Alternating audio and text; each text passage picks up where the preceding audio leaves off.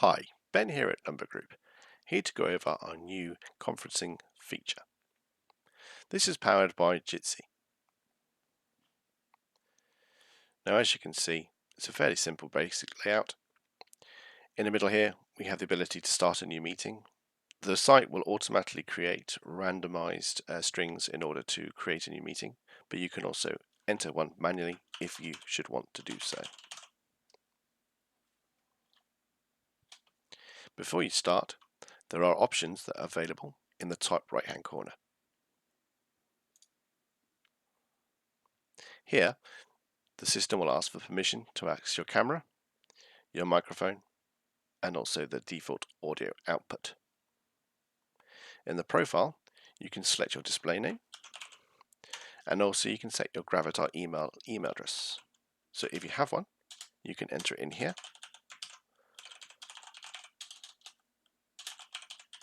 and this will be used in the forthcoming conference. Under the More tab, you have access to language information or language options. Click OK when finished. In order to access a conference, you can either click on one that's already been created, or like I said before, we can create a new one.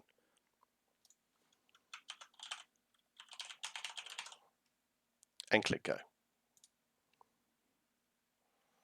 Now you'll note that the URL for this conference is now meet.numbergroup.com/test conference. This is obviously the domain that we are using ourselves. In the future, we plan to offer this potentially to customers, allowing them to specify their own domain in there. If you want to send a link to another person to join the conference, you can literally just copy this link here and send it to them. If they browse to that, they'll be taken through to this conference directly. There are options, however, to secure your conference, which we'll go over later. In the bottom left-hand corner, you'll see we have the chat window. This allows you to chat to other people in the conference, and also there are basic emoticon options. Down here, we have the option to share your screen. This allows you to share either the entirety of your screen or a particular window if you are using or a browser window as well. Here you have the option to raise or lower your hand. This is useful for conferences where people are muted by default, and this allows people or the moderator to see if someone wants to speak, and they can then unmute them and allow them to speak. In the middle, we have options that allow you to select the audio options once again. So here, we can select our microphone option and also our speaker option.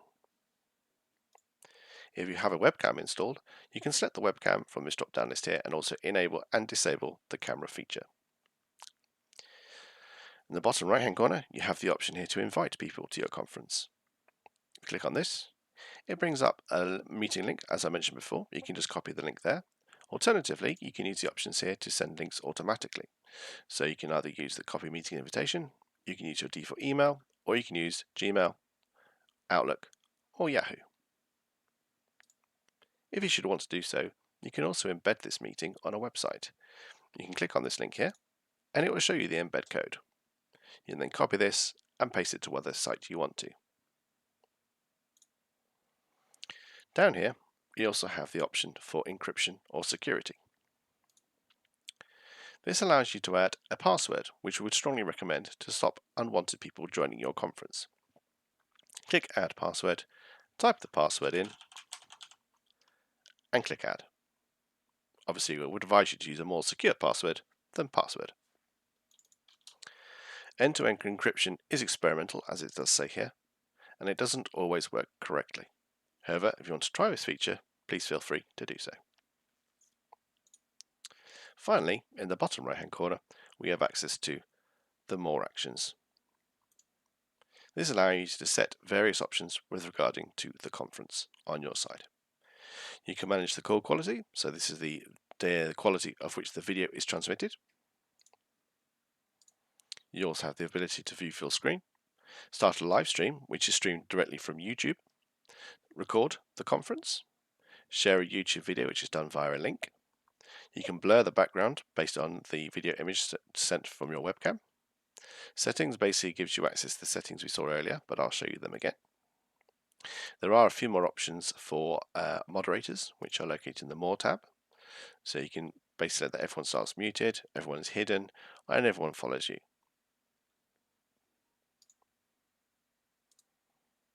Then you also have the option to mute everyone, speaker statistics, the embed meeting link, and also the shortcuts for the particular meeting. This basically gives you a list of all the various key options that allow you to do shortcuts on your keyboard. Members of the conference are listed on the right hand side here. They are usually obviously displayed in the middle here with all the video screens, as you would see on more popular search solutions such as Zoom. You can select them if you want to highlight people, and they will obviously be displayed in the middle here. With no video, obviously you just see a default icon like you see here. If you want to finish the conference, you just click the end button. This will then take you back to the core meeting screen, which will then allow you to either join the conference again if you exited by accident, or start a new one if you should wish to do so. Please bear in mind that the first person to join the conference is automatically set as the moderator. As such, we would advise that if you are creating a new meeting and you are inviting people in from the outside, that you join the meeting first to ensure that you are the moderator. You can then change the settings as you require. As new meetings are created, they are removed from the system. The system will store up to 3 previous meetings available in the system. Once you have created additional ones, the one at the bottom will disappear. And that is it. If you have any more questions regarding the new video conferencing feature that we have set up, then please contact us at help@numbergroup.com. Thank you very much for your time. Bye-bye.